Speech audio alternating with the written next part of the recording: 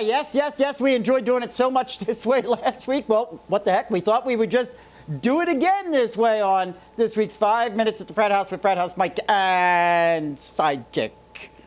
And the early returns, Sidekick, were that people kind of thought that we got along better when we just left you out there in St. Louis. So, no, I'm joking. How are things out in Cardinal-land? How are we doing out there? Well, they're not doing too well out in Cardinal-land. No, I forget Cardinal-land. How you doing in St. Louis? No, things are going good. We had a follow-up appointment this morning. This morning with mom's doctor. Said everything's going great. She's allowed to drive again. I will be on the first plane out of here in the morning. Okay. Because you can only spend so much time with your mom.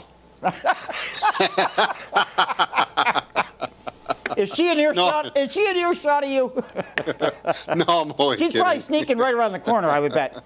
I gotta get back for a barbecue on Saturday. Yeah, that's right. We do have you penciled in, penned in for a barbecue right here at the Frat House. But you did get out to Busch Stadium. We saw that, which was great. Yes, I did. And in fact, I got a couple of pictures coming up on that later on in the show. But you were there for that 14-inning game the other night. Yes. 5 rows from the field. How late did that one go? About 12:30. Okay, not too bad. Central time, so I guess 1:30 your time. In a loss, unfortunately. Was that to the Diamondbacks? Yes. Diamondbacks? Diamondbacks, yes. Yep. Yeah, we've lost 2 in a row now to the Diamondbacks. The 4th game is tonight. Hopefully we can get this one back. So. Yeah. So we can split the series. Seems like they've been playing the D-backs for a little while now, honestly. Yeah, they had a 4-game stand against the Diamondbacks. So, right. And then last night they got blown out 10-3. Yadier decided to take a suspension yesterday, only because with the 14-inning game the night before, Matheny was not going to have Yadier behind them, behind home plate anyway. Right. So he decided to cancel his appeal and take the suspension for the one game. Yeah, and he made that decision kind of late, actually, and that kind of hurt my fantasy team because Yadi's my starting catcher, and I didn't realize it, so he ended up staying on my fantasy team. But that's all right. I still won. I was going to text you about that and say, hey, Yadi's not playing. I know. I almost wish you had, but that's okay. It didn't hurt me. I still won by 3 points, so. There you go. All right, so there you have it. We should all be back to normal right here at the Frat House next week at this time. But we did do a little discussion over the course of the week, and we did decide to kind of change things up just a little bit this evening, and you'll see what I'm talking about in the second half of the show. Change things up just a little bit this week, Sidekick, but not with our NASCAR coverage, and that's where we're starting. And as we take a look at what happened this past weekend, in the Autism Speaks 400 down at the Monster Mile at Dover International Speedway. And with this, it is now the 13th race, Dover was, of the season. That marked the exact midpoint of the season prior to the 10-race chase. So who positioned them well as we begin to look towards the chase? Well, Dover winner Tony Stewart certainly did himself a favor, winning his first of the season. Others who came in the top 5 included, I'm looking down the list, I'm going, what? Yeah, Juan Pablo Montoya came in second. Yeah. Jeff Gordon in third. 150-lap leader Kyle Busch came in fourth. And Brad Keselowski came in fifth. But we'll be talking about Keselowski again in just a few moments. Well, and the reason we got that switch up is kind of controversial because if you remember on that final restart, Jimmy Johnson got penalized for jumping the restart. Right. So. Right. And he had a few comments to make about that one after the fact, but it did appear that he did severely jump that. Interesting stat, though, Sidekick, I wanted to bring up that was brought up during the course of the race the other day. And as we look at yet another race, as I just pointed out, where Kyle Busch was the lap leader, but again didn't win. But it was noted, and I think it's well worth noting, that JGR team drivers have led more laps than any other team by nearly 2-1 so far throughout the entire season. They certainly have been dominant, but, albeit I don't know how much it's actually translated on the wins board. Well, unfortunately, here, some of the chatter about that is, and I actually just saw an article today about Toyota and the motors. They've been kicking out a lot of power, qualifying well, leading laps. Right. But they've had a significant amount, or what I, not, in my professional opinion, they've had a significant amount of engine failures this year. But this is the same as last year, isn't it? And what I read today is that Toyota's going to dial back on the horsepower of the motors to try and help with the longevity of the engines. So that may bring them down to earth a little bit more. Right. But maybe we'll see them start winning some races. Maybe we won't see so many engine failures. Right. I mean, you would have thought that after all the issues that Toyota had, and particularly the JGR drivers had last season, that some of this would have already been addressed, because we're running into the same sorts of things again. And as we heard earlier on in the season, the Gen 6 model really did not change what's underneath the hood. So I don't know. I don't know where to, finally, I guess maybe what you're telling us is Toyota is going to address the issue. Yeah. Well, they keep saying that. So, but Toyota is uber competitive, as evidenced by the fact that they do all the racing development for those engines. Right. The teams don't do that. The teams work on the cars. Toyota provides the engines. Right. Well, we know that from some of the, a turnkey. We know that from some of the penalties that we've seen earlier. Right. So, they're trying to put as much power as they can out of their motors, and unfortunately, you start trying to do that, it hurts you in the long run. So, we saw that. We just talked a couple of weeks ago about the 600, right, and how it's that race is a race of attrition, right, and we had Toyota motors going. Right. Kyle Busch went. I think Kenseth blew up. Mm-hmm. So we'll have to see if see how this impacts them with less horsepower. Okay. All right. Now, having mentioned the Sprint Cup standings leaderboard, what's it looking like at this point right now, midpoint of the season? Well, after last week's race at Dover, it's still Jimmy Johnson at number 1. Carl Edwards is 30 points behind, but still in the number 2 spot. Clint Bowyer moved up to number 3, 50 points behind the leader. Matt Kenseth moved down to number 4, and Kevin Harvick cracked the top 5 list following Dover. Sidekick, movers, losers, and, Danica update. What's happening there? Well, the best finish by a female at Dover was 24th. The biggest losers for the week were Martin Truex Jr., who fell 5 spots, as well as Jamie McMurray, who also fell 5 spots. The big movers of the week were, of course, Tony Stewart, yep, race winner. We're going to talk about that. 4 spots. Yep. And then also Jeff Gordon moved up 4 spots. Yep. All right. Now, you mentioned Stewart, and I mentioned Stewart, and we talked about the fact he won his first race of the season. And it's well documented he has not had a very good season so far. With this win, actually, you just pointed out, he moved up 4 spots. He moved from 20th on the leaderboard to 16th. But we still haven't made the cut line for the chase. Now, obviously, there's still plenty of racing yet to come. Still have 13 races left. Right. But, Sidekick, going to that professional opinion of yours, what's your thinking here? Has Stewart perhaps maybe turned the corner, pardon the pun?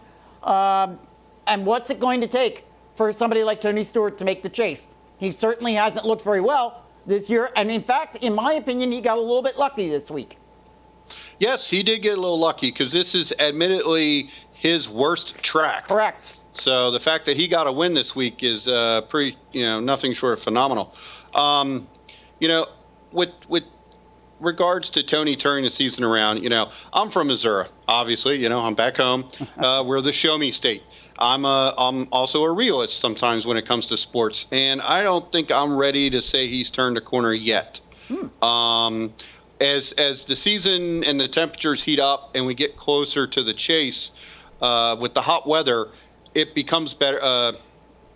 better conditions for him to race. The tracks get a little slicker. He's got a dirt background, and I think you'll start seeing Tony Stewart turn around. But so far, going back over the past couple races, he finished 6th in the Coca-Cola 600. Right. He won last week in Dover. He's qualified outside the top 20 in 5 of the last 7 races. Mm-hmm. And then also here's a quote straight from Tony. I don't know that just that one weekend automatically will turn the rest of the season around. So I think he's moving in a positive direction, but I don't think we can say that he's turned that corner yet. But as you point out, Stewart is notoriously known as a warm weather driver, correct? Yes. All right. Yep. So, he likes the hot. Right. So the warmer weather is coming. We could see a couple more. And what do you think? It probably, based on the standings as they are right now, I mean, if he nails himself probably 3 wins, he's going to be in pretty good shape. Oh, if he gets 3 wins, I think he's definitely going to be up there. So right. Of course, it also depends on what everybody else does. Oh, obviously. If you have the same guys winning every week, you may see him move up farther because some of the other top 12 racers, may not be getting those wins then. Right. If you start seeing the wins start getting spread out, it may be tougher for him. Right. So we'll have to see. I'm not ready to rule it out yet, at least for a wild card spot. But he's got, like Danny Hamlin, he's got an uphill fight. Mm-hmm. Yeah. Well, yeah, I would agree with you, although he's actually done pretty well since his comeback. The other story, though, that affected a Penske race team again, Yes. Brad Keselowski's number 2 failed post-race inspections this past weekend at Dover, with inspectors citing that the car's front was too low. Now, obviously, this was not the first time this very team has been involved in NASCAR penalties this season. So, as you stated the other day, Sidekick, right on our Frat House Sports Facebook page, you would have expected that NASCAR would have thrown the book at them. But it really didn't appear that way. Not exactly to me, anyhow. Not in my opinion. Run it down for a Sidekick. What were the ultimate penalties? And, do you feel that they went a bit light this time around? He was docked 6 driver's points. His crew chief was fined $25,000. Now, after looking into this a little bit more, this is really a secondary infraction. Okay. Basically what happened was there was a part failure on the car, so that when it went through the post-race inspection, the front end was deemed lower than the guideline. Right. All right. This happened to Martin Truex Jr. earlier in the season. He received the standard. What I've come to find out is the standard for this type of infraction, which is the 6 driver points, $25,000, and typically the crew chief is put on 6 weeks probation. Mm-hmm. Now, since the crew chief, the car engineer are all on probation until the end of the season, they didn't add anything to it. Right. Also, the fact that it passed the pre-race inspection and failed on the post-race inspection, that's why NASCAR didn't really pounce on them. Gotcha. For the second infraction of the season. We kind of thought the same thing here. That if it had been a pre-race issue, it would have been a lot more severe. Oh, sure. Right. Yeah. If they deemed it was like another rear end type deal. Correct. Or something like that, where they were trying to get in the gray area, trying to get tricky, I think NASCAR would have come down a lot harder on them. Right. But the fact that it passed the pre-race inspection, and they could tell that it was a part failure that caused it to be lower, they received a minimal penalty here. Gotcha. All right. Well, there you have it. Those are our 2 big side stories for this week's NASCAR race. Now, we're going from the Monster Mile in Delaware and we're heading to a 2.5 mile tricky triangle at Pocono Raceway. Yep, the party in the Poconos 400. Correct. And listen, folks, don't forget that we switched networks this week. Coverage will begin at 1 p.m. Eastern Time on Sunday over on TNT. Now, as I pointed out... Go ahead. Be prepared to get flooded with KFC commercials. Yeah, right. Here we go again. The coverage on TNT, not near as good as Fox. But listen, as I pointed out, we're at the midpoint. So many of us right now are fighting to make the chase ourselves in our fantasy league. Help us out here. Is the triangle as tricky for us on a setup standpoint from our teams? What do you got for us this week? And let me just warn everybody, I will be showing, as Sidekick goes through these, I'll be showing the Frat House Fantasy Leaderboard. And so what do you got about the fantasy leaderboard there, Mike? You're moving up to fourth. You're up to fourth. What's that? You're up to fourth. Yes, I am. Yep. And my other team, Sidekick, has taken back over the first spot. Right. So we're running 1 and 4. All right. But I just wanted to say kudos to you for the way that you've raised your daughters, because both of them are dominating NASCAR this year.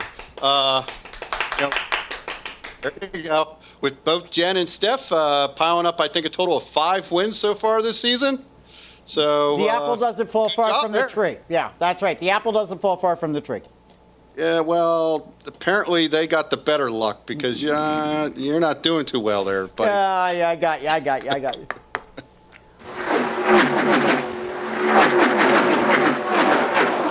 Okay, so the picks. Now on to the picks.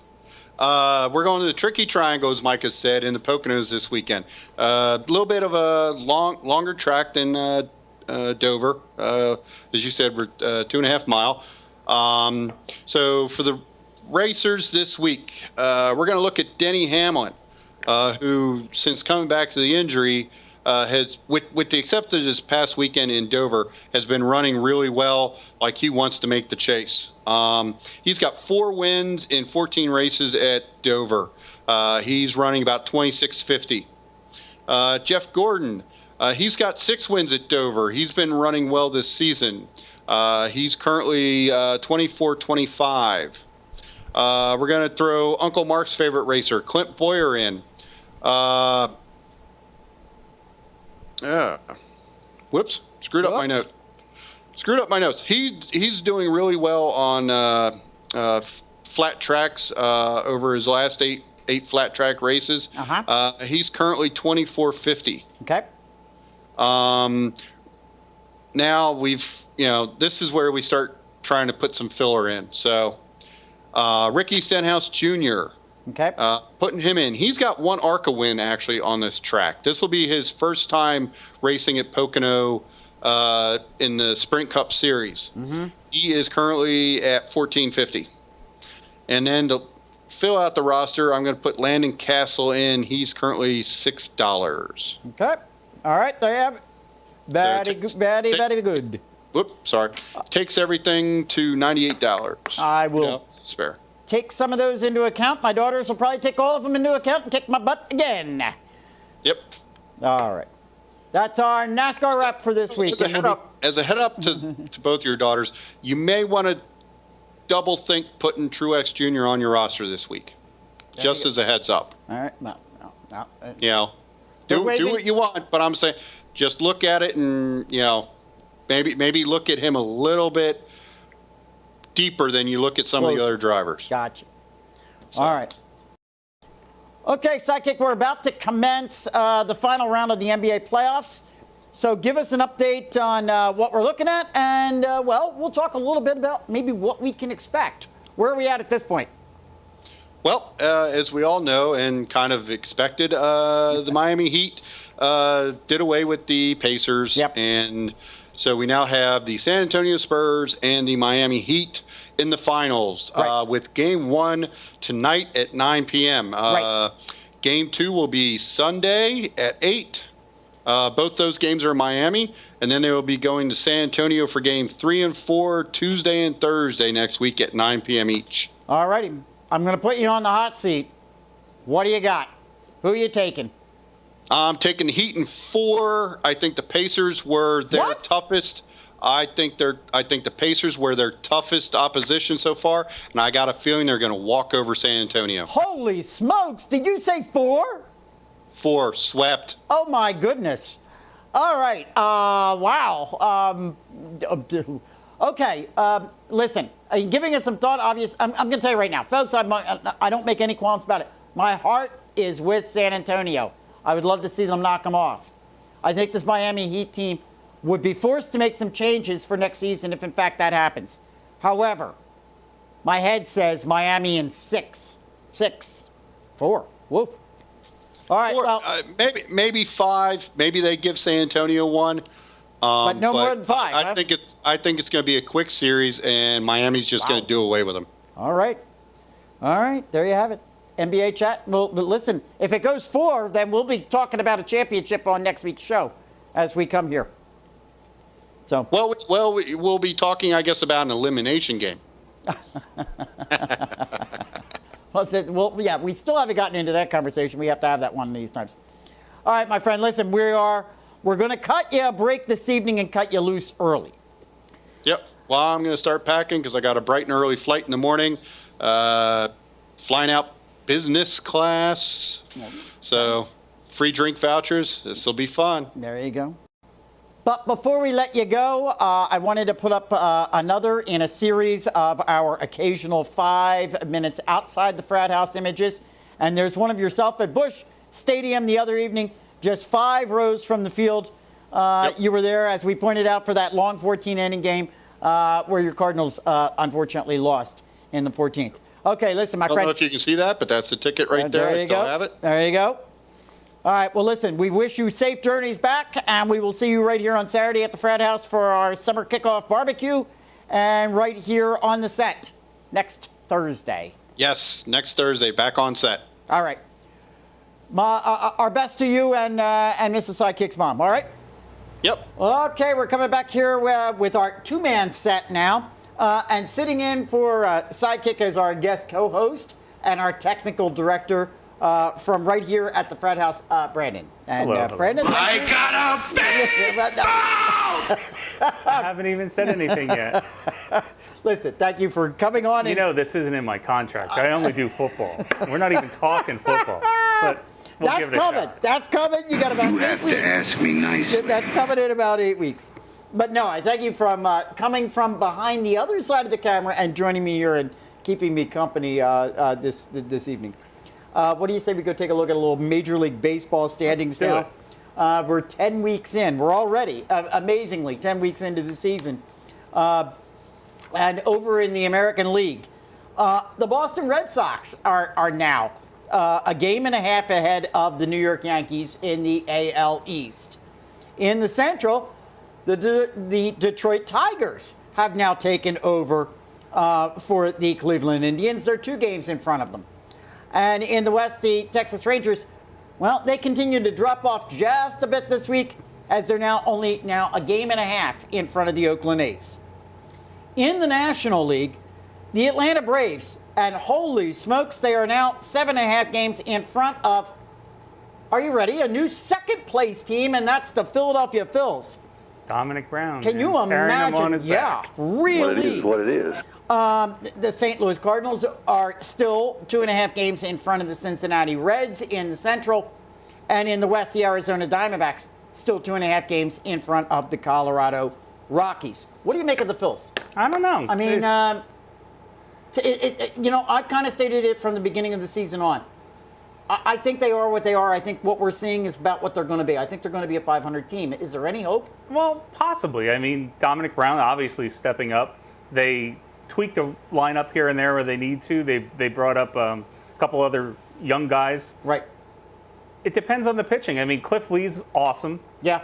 Every start out, he's going 7, 8, 9 innings. If Cole Hamels can get himself worked out, and, I don't know if anybody really expects Halladay to come back, but, they said it possibly, if they're in it for a September pennant run, it might motivate him to come back. We get, 3 of the 4 aces back. You never know. Anything could happen. KK has been something else as well. Kyle Kendrick's been awesome. You know, I mean, that's Hamels been a is the surprise. biggest. Hamels has been the one I think that's really kind of pulled this whole thing down a bit. I mean, we didn't expect that. Of course, you know, there's been the complaint that the Phils lineup haven't really provided any offensive power for him. It's true, but the last outings have not. He's getting lit up. Yeah. 7-8 runs. It does. The Phils aren't going to score that for anybody, let alone Hamels. Right, exactly. Cliff Lee's doing it on 2-3 runs. Now, there are some analysts that are saying right now this could be, actually, this might not be a great thing if the Phils get to that mid-season point, say the All-Star break, and looks like they have a chance at getting into the playoffs. Because there are some that are saying, hey, you can unload a couple of these guys potentially at the trade deadline and maybe starting to get something to pull back in for the team. That's true. It's two ways of looking at it. Us being in the Philadelphia area, we all realize changes are coming. Right. Charlie's on the end of his contract. You know, Ryan Sandberg's waiting. Right. I think promises were probably made to keep him in the organization. And, you know, Ruben Amaro's probably looking towards the future, kind of almost hoping the team wouldn't come back like this. Yeah, that's a good point. You know, he was maybe looking for an opportunity to trade, you know, Rollins, Utley, you know, a couple of the veterans that they might be able to get decent prospects for. Right. You know, Utley needs to be healthy or else nobody's going to give us anything for him anyway. Exactly. So Jimmy Rollins is probably a decent for the right team, you know. It's possible. So, I don't know. We'll see. The one I don't want to see is Chooch. I mean, Carlos Ruiz would probably be very attractive to a team making a run. The thinking is Chooch would be expendable. The two big ones I've heard, though, that could get us the most would be Papelbon and Cliff Lee, believe it or not. Oh, wow. Yeah. I didn't think that either one of those would even be on the radar because of their salaries. But, all right, well, there you have the, that's the way the leaderboard looks right now. We'll be bringing you up to date with that next week.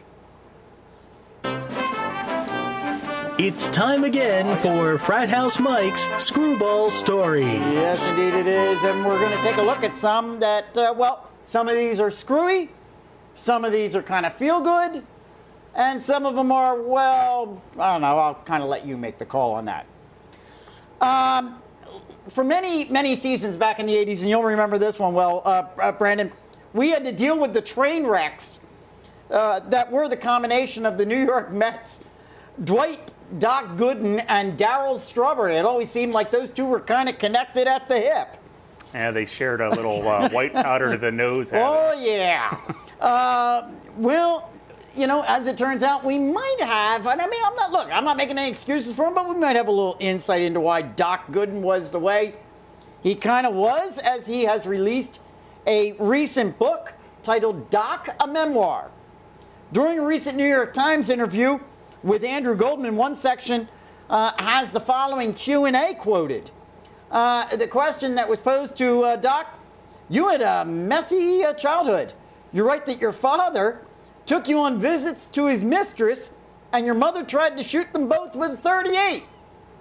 Well, he responded, she did get him in the shoulder and unloaded the whole gun. I guess trying to get the woman. My mom was a lovely woman, but a tough cookie. And apparently bad aim. It's like I picked the wrong week to quit drinking. That many bullets fired and only hit him in the shoulder once? That's not real good target practice, luckily. I'm not sure, though, thinking about this one, I'm not sure if I would refer to a gun-toting mom as a lovely lady. You know, I don't know. The whole story just sounds really... It kind of makes me wonder whether Doc really does have it all together yet. Might explain a lot, though. Yeah, it does. The other day was a special day for longtime New York Yankees fan, Bernardo LaPallo. And it was kind of a special day in many respects for baseball as well. In this, as I pointed out, feel-good story of the week, DePallo is a longtime Yankees fan. All right, long time. And he was invited down to the field and had a chance to meet, greet, and chat with Derek Jeter. 93 years after he had met Babe Ruth. Wow. Yeah. The Harlem resident, LaPallo, is, it's reported to be that he's 111 years old.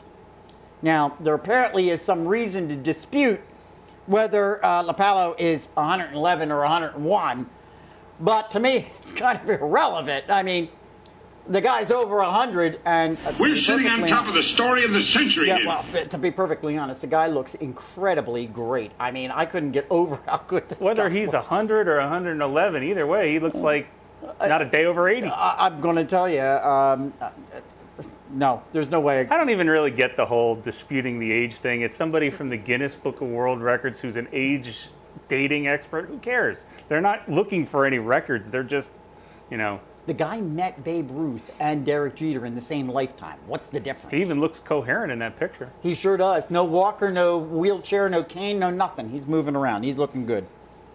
In fact, he's got another book. He's got his second book coming out. His first book he wrote went in 2007, believe it or not. Wow. He's got a second book coming out this fall. We have talked numerous times right here on this show about the proposed $500 million facelift planned for Chicago's Wrigley Field. We've even shown you artist renderings on the new looks, on what it's going to look like on the outside, and even along inside in the concourse. However, one area that will not be touched, apparently, will be the men's rooms, which sport, I don't know, should I say that word? The men's rooms apparently at Wrigley Field sport what are referred to as urinal troughs. Ballpark management have apparently been quoted on the subject saying, for the last several years, we have basically undertaken a number of focus groups and surveys among fans as we've looked to put together our plan to restore and improve the stadium. What we found is that our male fans have no problem with the communal nature of the troughs. It's part of enjoying the game. I don't get that one. The last time I really wanted to go to a ball game, it was not to go visit the men's room. I'm not quite sure. Last time I remember seeing these at a sporting event was like a local dirt racetrack that is well behind the times. I don't quite get it. The last time I remember seeing one of these was about 30 years ago. I hate to admit this, in an old, very, very old, dingy bar. Oh. Yes. We become a nation of wusses. They should definitely. Sorry about that, but upgrade them. It's 2013, folks. You may have noticed occasionally that minor league affiliate teams change affiliations every once in a while, and that's because contracts with these teams do have a lifespan and frequently have to be renewed with the big league team that they are the affiliate of. Now, according to a recent article in the Wall Street Journal, the New York Mets AAA team, all right, and they can't even sell away their AAA team to another team. They can't even sell it. Forget dropping the contract or anything like that. They can't give the darn thing away. Now, you got to remember, AAA, that's the last stop that you make before you go to the bigs. Well, for the Mets, the last stop before the bigs is 2,200 miles away at Cashman Field in Las Vegas with the Las Vegas 51s.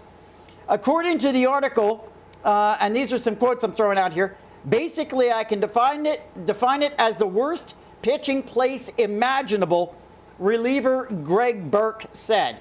It's ridiculous how dry the balls are, top pitching prospect Zach Wheeler said. It's hard to get a good grip on it. They got no running water out there, manager Wally Backman said. The arid conditions, which in no way prepare pitchers for those that they will face in New York or in most other major league cities, that's what they've got. They've got these, the temperatures out there sort of 98 to 100 degrees. No dome on the thing, as you can see. This also makes Mets executives and minor league coaches and players alike wonder how much of the results they're seeing are real and how much are really just a desert mirage. Somehow or another, though, I got to be honest, the conditions haven't stopped the Mets from producing some pretty good prospects. I mean, can you say Matt Harvey? Yeah. Didn't seem to affect him. Look like a bad Doesn't look stadium. like a horrible spot. I don't. I mean, I've been to minor league stadiums. I don't know if I'd want to sit out under the sun in Las Vegas. Yeah, in the middle of summer, they probably have the 110, 115 degree days. I would think. I bet they play a lot of night games. No, I'm sure they have lights. Yes, there are the lights. Yeah. Okay. All righty. Listen, now, before we leave baseball, we're going to jump over to one more thing, and we were talking a little bit about this with Sidekick, and that's our Frat House Sports Facebook post of the week. We haven't seen one in a couple of weeks. But lo and behold, Sidekick was able to get a picture of a guy at St. Louis Cardinals Busch Stadium where he says, I'm guessing he's not an Albert Pujols fan. The guy's got Pujols' name blacked out in duct tape. That post, folks, got hundreds and hundreds of views over on our Frat House Sports Facebook page. Thank you very much. Keep it up.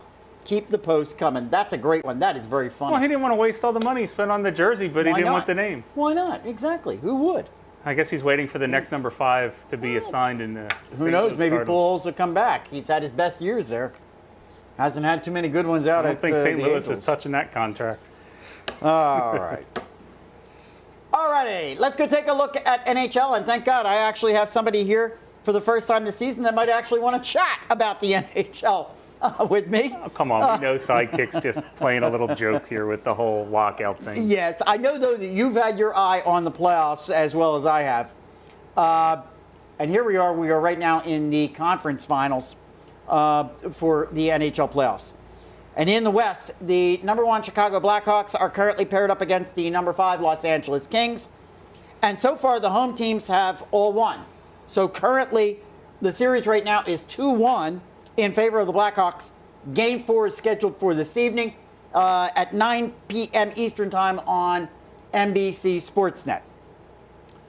But, Brendan, the big surprise has got to be coming from the East, where the number 4 Boston Bruins took the first 2 games in Pittsburgh against the number 1 seeded Penguins, and then won Game 3 last evening in Boston in double overtime. And now the Bruins are up 3-0 with Game 4 scheduled in Boston again, 8 p.m.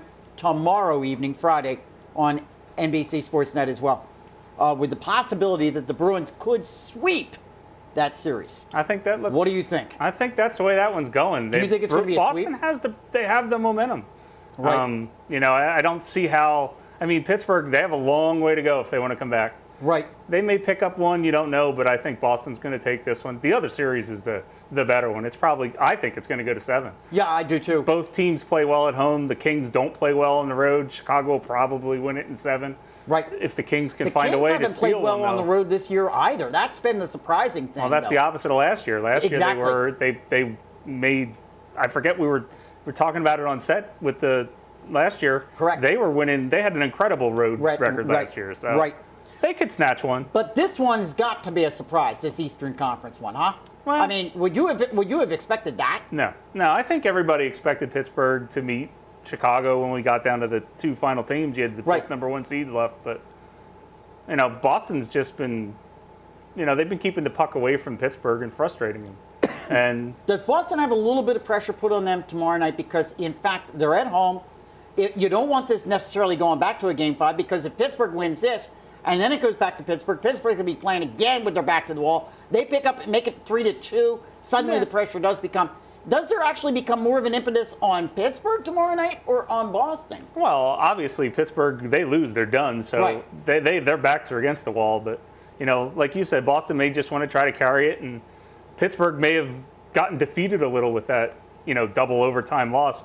I think we watched most of the regular time together, and unfortunately I couldn't hang for the whole game, but you told me that you noticed that Pittsburgh should have won. Right. But they outplayed them and they just didn't get the job done. In the overtimes last night, I thought they did. I really thought, this is just my personal opinion, I thought Pittsburgh. It may be a morale breaker, and Boston may just carry it and get it over with. We saw a couple of years ago with the Flyers that the Flyers were down on this Boston team 3-1 and actually came back to win a series against them 4-3. So it's not impossible. We've seen it happen before. No, it's a good story, too, if Boston would go because, the whole marathon thing. And yeah, it would be. You're right. It's a nice little feel-good story if it goes that way, but, So my friends up there in Sports Bloggerland, I am backing the Boston Bruins. Make no mistake on that one. And rooting for them tomorrow night, too. It has nothing to do with the fact that Frat House Mike doesn't like Sidney Crosby or the Penguins a little bit.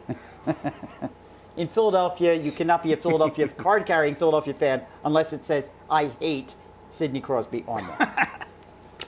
That's our show for this weekend. Listen, we appreciate you tuning in with us. couple of things we just want to throw out to you and remind you as we go and leave our 92nd week in a row. Amazing, amazing thing. But one of them is you got to be following Fan Junkies Radio on Blog Talk Radio. Jonathan Regis and myself, Monday, Wednesday, Friday, 12 noon Eastern Time. And while you're doing that, please make sure that you get over and check out fanjunkies.net, where sports meets social networking. All right? It's completely free. Get over there. Join it up for Jonathan. All right? fanjunkies.net.